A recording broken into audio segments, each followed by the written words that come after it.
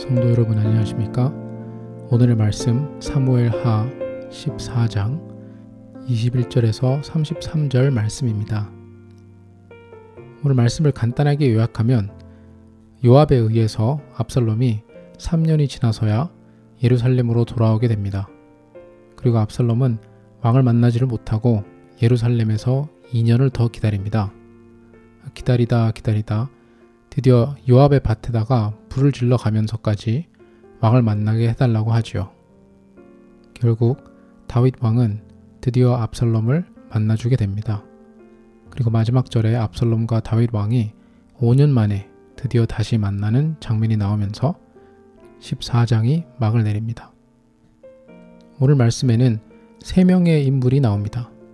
요압과 다윗 왕, 그리고 그의 아들인 압살롬이 나옵니다. 오늘은 다윗 왕과 압살롬을 중점으로 보도록 하겠습니다. 결론부터 말씀드리면 다윗과 압살롬은 죄를 잘 다루지를 못합니다. 압살롬은 자기 자신의 죄를 잘 다루지 못하고 다윗 왕은 자기 자식들의 죄를 잘 다루지 못하고 있습니다. 압살롬의 죄뿐만 아니라 13장 말씀에 나오는 암논의 죄도 잘 다루지 못하고 있습니다. 일단 압살롬부터 살펴보도록 하겠습니다. 압살롬은 스스로가 하면 안 되는 짓을 했다는 것을 알고 있습니다. 그래서 도망을 간 거지요. 하지만 도망가 있으면서도 본인은 충분히 정당한 이유로 암논을 죽였다라고 생각하고 있는 것 같습니다.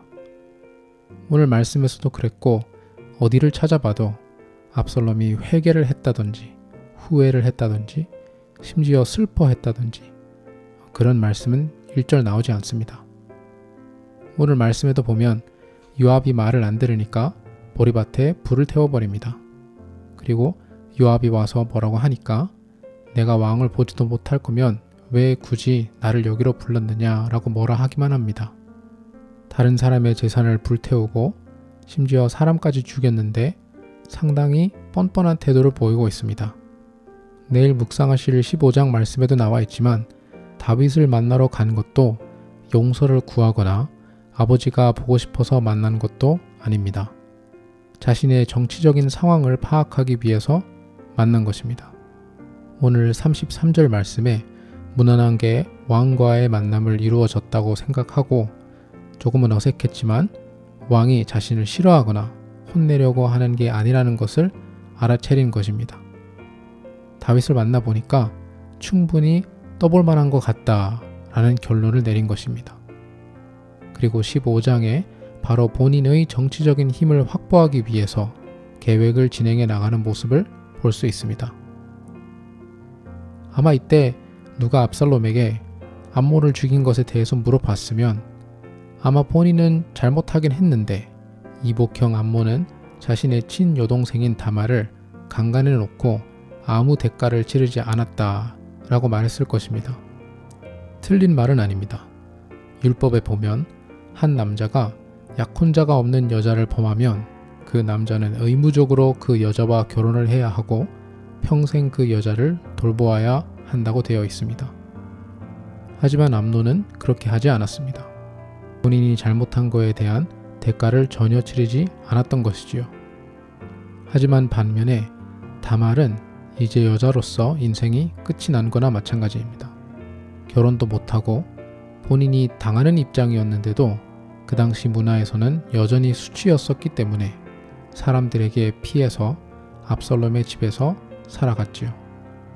압살롬 입장에서는 이 상황이 정의롭지 못했을 것입니다. 다윗 왕은 화만 내고 어떠한 조치도 결과적으로 취하지 않았기 때문에 압살롬에게는 지금 그 상황이 아주 불공평했다고 생각했을 것입니다.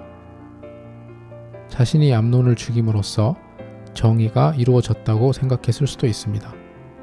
이렇게 생각하니까 회개를 할 생각을 못하는 것이죠. 잘못하긴 잘못했는데 정당했다, 충분한 이유가 있었다 라고 생각했을 것입니다.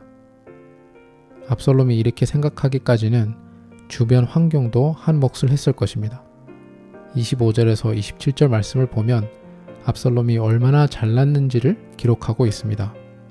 그 당시 문화에서는 남자는 머리가 풍성한 것이 중요했는데 머리가 길고 풍성하고 머리부터 발끝까지 흠이 하나도 없이 그 흔한 여드름 하나 없이 완벽했다고 기록되어 있습니다. 아들 셋이 있고 딸이 하나 있는데 딸은 아주 아름다웠다라고 기록되어 있습니다. 성경에 기록되어 있을 정도면 주변 사람들이 얼마나 칭찬을 했겠습니까? 그리고 스스로 얼마나 교만했겠습니까? 죄를 지었어도 충분한 이유가 있었고 지금 내가 얼마나 하나님의 축복을 받아가면서 살아가고 있는데 괜찮다라고 생각했을 것입니다. 자기 자신은 의롭다고 스스로에게 설득당했을 것입니다. 오늘 말씀을 읽고 있는 저와 여러분들은 지금 이 상황을 3자 입장에서 그리고 그 이후에 압살롬이 어떻게 될지를 알고 있는 상황에서 성경을 읽고 있어서 그렇지 그때 그 상황에 있었으면 저희들도 스스로에게 속고 있었을지도 모릅니다. 내가 명백하게 죄를 지었어도 잘못을 했어도 나름 다 이유가 있었을 것이고 하나님께서 갑자기 벌을 주시는 것도 아니고 주변에서도 알고는 있지만 아무도 뭐라고 하지 않고 이렇게 자기 자신의 죄를 덮는 것이 생각보다 쉽습니다. 압살롬의 삶을 보면서 우리 자신들의 삶을 돌아볼 필요가 있습니다. 하나님 앞에서 죄는 여전히 죄입니다. 죄를 지었어도 나 자신을 괜찮다고 설득하고 남들을 괜찮다고 설득하고 그러다가 나중에는 더 큰 죄도 용납하게 될 수도 있습니다. 우리의 죄의 무게는 하나님 앞에서 져야 합니다. 하나님이 보시기에 나의 죄가 얼마나 중대한지 얼마나 심각한지를 재보아야 합니다. 이번에는 다윗의 행동을 같이 보도록 하겠습니다. 다윗은 자신의 죄는 아니었지만 아버지로서 왕으로서 아들들의 죄를 엄중히 다루지 않았습니다. 율법대로 하면 압살롬은 죽었어야 했습니다.